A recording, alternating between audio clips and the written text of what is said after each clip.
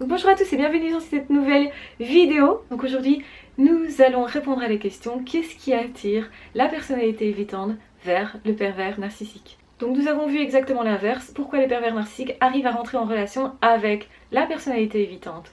Maintenant, effectivement, qu'est-ce qui attire la personnalité évitante vers le pervers narcissique? En fait, j'avais déjà donné des éléments de réponse dans la précédente vidéo, donc je vous encourage à aller la revoir si ce n'est pas déjà visionné. Donc je mets ça en barre d'infos et je vous renvoie aussi vers cette vidéo. Donc ici effectivement la personnalité évitante va avoir un attrait pour le pervers narcissique du fait justement que ce pervers narcissique, cette perverse narcissique, donc qu'il soit homme ou femme, va avoir autour de lui ou d'elle une certaine cour, c'est-à-dire pas mal de personnes qui vont en tout cas valoriser la personne, qui vont le faire passer pour sympa. Donc en tout cas l'image qui est renvoyée par le pervers narcissique, on parle bien d'image, donc d'apparence seulement, c'est de quelqu'un qui est très sociable, qui est très avenant, qui est très sympa et quelqu'un qui justement est au centre de la connivence de tous, du respect de tous, etc. Donc le pervers narcissique apparaît comme quelqu'un qui justement est très avenant, très sympathique, très tolérant, très respectueux, ce qui va évidemment attirer la personnalité évitante. En fait, la personnalité évitante, elle rêve de relations. Elle envie aussi même les personnes qui sont à l'aise socialement. Elle se sent moins que ces personnes-là. Et effectivement, comme le pervers narcissique adore être mis sur un piédestal et que la personnalité évitante va faire ça, forcément, ça va gratifier l'ego du pervers narcissique. C'est justement ce qu'il recherche.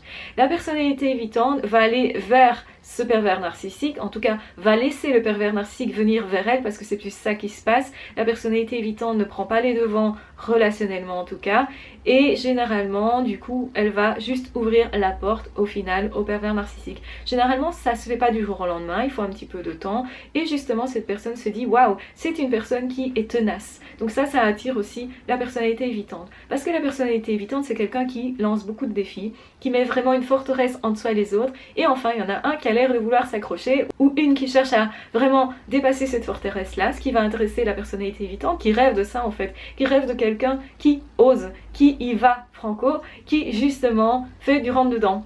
Et le fait de faire du rentre-dedans avec une personnalité évitante va faire que cette personne-là va se dire ok, celui-là ou celle-là est exceptionnel pour moi, fait beaucoup d'efforts, donc je peux faire confiance. Et donc malheureusement, évidemment, c'est pas du tout la réalité puisque, on le sait, les pervers narcissiques ont d'autres personnes autour d'eux, justement se nourrissent d'autres personnes, et s'ils mettent une telle énergie à rentrer en contact avec quelqu'un, c'est pour en faire une victime, c'est pour se nourrir, c'est pour faire mal au final, c'est la colère, la rage qui fait ça. Donc effectivement, le pervers narcissique a une certaine rage, ce qui fait que justement cette personne a une niaque d'y arriver, d'y accéder, et de vouloir détruire justement l'intériorité de la personnalité évitante.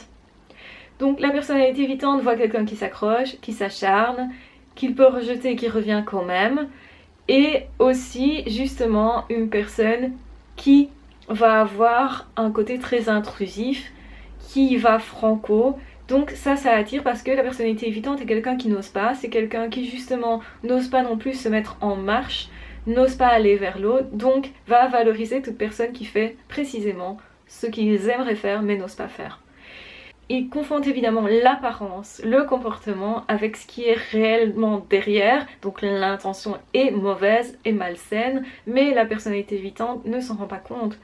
Donc du coup, ils se disent que forcément ils ont affaire à quelqu'un de bien, que forcément ils doivent s'accrocher et qu'ils vont s'y investir, y mettre le maximum d'énergie. D'autant plus que c'est assez rare quelqu'un qui essaye de dépasser leur forteresse.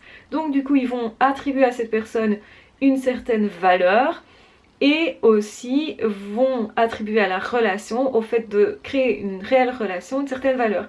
Et en même temps, face à ça, il y a aussi le fait que moi je sais que je suis pas douée relationnellement, donc si l'autre me renvoie ça, eh bien je suis ok avec ça. Donc c'est moi qui vais encore plus faire des efforts. Il y a donc une énorme faille narcissique derrière. Et justement c'est comme ça que va œuvrer le pervers narcissique, en culpabilisant, en lui disant tu fais pas assez d'efforts, non mais regarde comme t'es nul, etc. Et les personnalités évitantes pensent déjà ça d'elles-mêmes. Donc ça fait écho en fait à ce qu'il y a déjà à l'intérieur.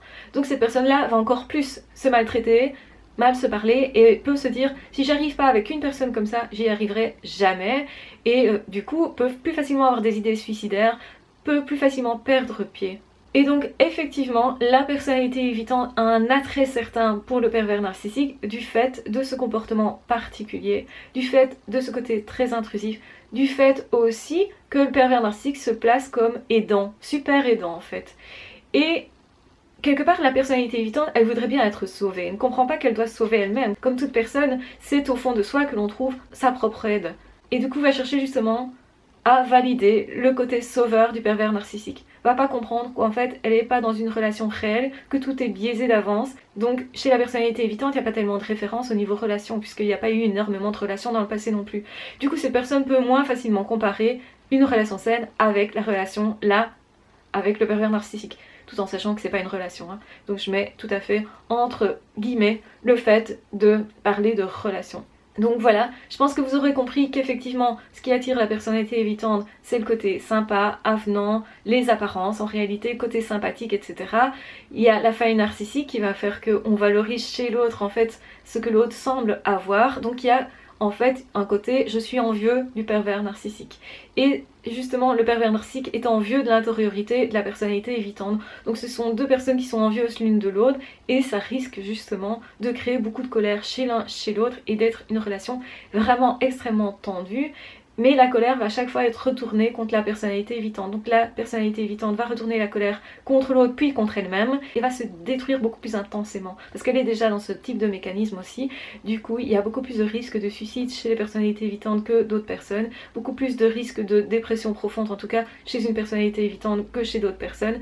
Parce que effectivement, quand on n'a pas connu d'autres relations et qu'on estime que tout est de sa faute, ou même de l'autre, mais voilà, l'autre est mauvais et je suis mauvais aussi, c'est ça qui se passe hein, chez la personnalité évitante.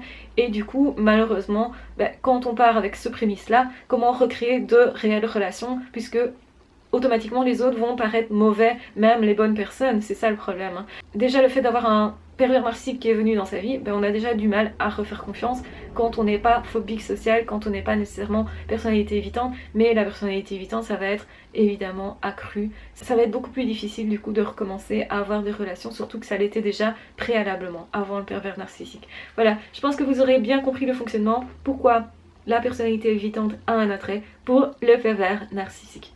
Voilà, je vous embrasse très fort, je vous aime très fort. Surtout, prenez bien soin de vous. N'hésitez pas à commenter, à liker, à vous abonner si ce n'est pas déjà fait. N'hésitez pas aussi à me poser de nouvelles questions en commentaire. Et de toute façon, on se retrouve très vite dans d'autres vidéos ou dans d'autres podcasts. Ciao, bye bye!